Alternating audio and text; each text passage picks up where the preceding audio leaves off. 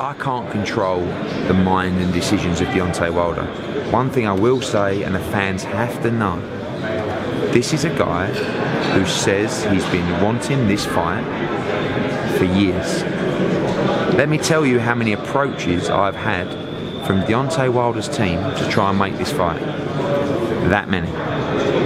Never one approach to me to try and make this fight. So how can you sit there in front of the public and tell them you want this so bad, and you pull out a coming this week, but you don't even contact us to try and make a fight? I reached out to them to try and make the fight. We had a meeting, all right? A few talks, then he said he wanted 50-50, it stopped. Still, nothing since then. Now I'm reaching out to him again to make a revised offer on White.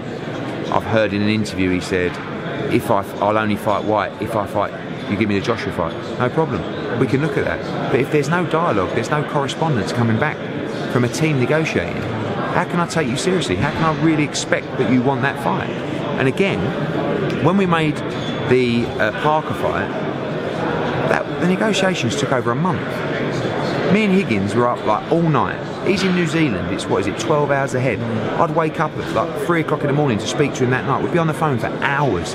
This is the responsibility of a team and a promoter to deliver for their fighters. Who's calling me up negotiating all hours? Who's getting back to me for my offers to talk about other fights? No one. And this is what, when I first joked about Deontay signing with me, I start to think, this is so easy. You sign with me, I'll give you the White fight, the Joshua fight. But Deontay needs to actually call me. Actually, my phone's going, it might be him. No, it's not. And say, can you just tell me what is going on here? Because I'll tell you what's going on.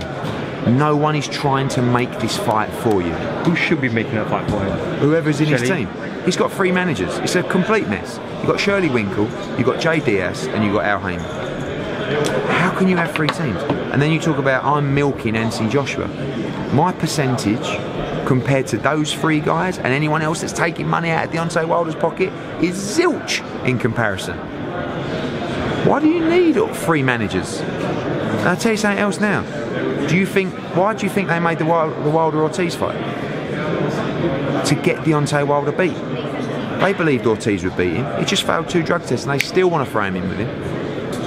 And now he talks about fighting Dominic Brazil. I like Dominic Brazil, but come on, AJ boxed him in his 16th fight. He didn't lose a second of the fight and knocked him out in the 7th round. It's a weird one. And I say it again, I've said it before, Deontay Wilder is a great fighter. He's a great guy. He's a great talker. He looks $1 million. He should be a national superstar, maybe a global superstar. So it's nothing to do with disrespecting Deontay Wilder. It just baffles me. And I can't make it out. I don't know what's going on. And I think he's starting to think to himself, what is going on here? Because he's not in control of this situation at all.